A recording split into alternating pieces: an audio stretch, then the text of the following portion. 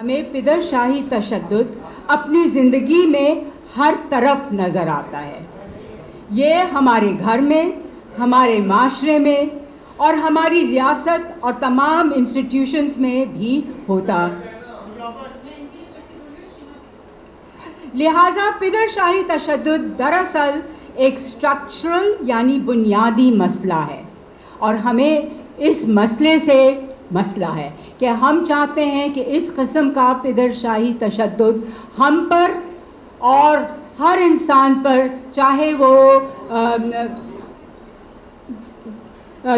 Transgender ہو، چاہے وہ کسی بھی جینڈر کا ہو، ہم اس کے خلاف آواز اٹھاتے ہیں اور اٹھانا چاہیں گے. ہمارے معاشرے میں پدر شاہی تشدد مثلاً سڑک پر عورت کو جنسی ہراساں کرنا بالکل نارمل سمجھا جانے لگا ہے. اب اس پہ اب کوئی آواز بھی اٹھانے کو تیار نہیں ہے یا اس مسئلے کو حل کرنے کے لیے.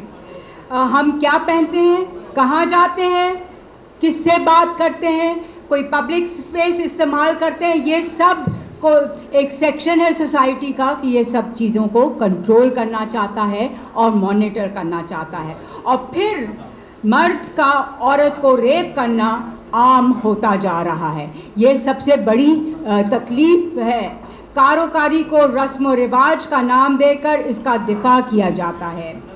یہ چیزیں اب ہم جو اکٹھا ہوتے ہیں، ہم جو عورتیں دھرنا دینے جا رہی ہیں، ہم ان چیزوں پر آواز اٹھانے مل کر بیٹھ رہی ہیں اور آواز اٹھا رہی ہیں کہ ہم اب ان چیزوں کو ختم کرنا چاہتے ہیں اور ہماری برداشت اب اس سے باہر نکل گئی ہے. جب ریاست ہم سے ہمارے حقوق چھینتی ہے، وائلیٹ اور ڈینائی کرتی ہے، جب عدالت سے ہمیں انصاف نہیں ملتا، جب حکومت ہمیں ڈیولپمنٹ اور ترقی کے نام پر گھروں سے نکال دیتی ہیں اور زمین پر قبضہ کر لیتی ہیں، جب عورت دوست قانون سازی کے باوجود ہم محفوظ نہیں ہیں، اس کو ریاست کا پدری تشدد کہتے ہیں.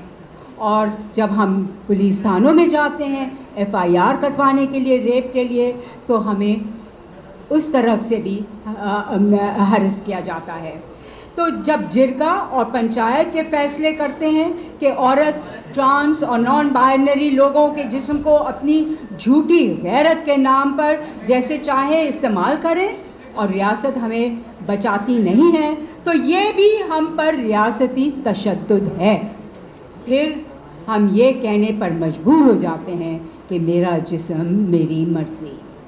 جب ریاست مسلسل ہماری نگرانی کرتی ہے، جبری گمشدہ کرتی ہے یا قتل کر دیتی ہے، یہ ریاستی تشدد کی بدترین صورت ہے.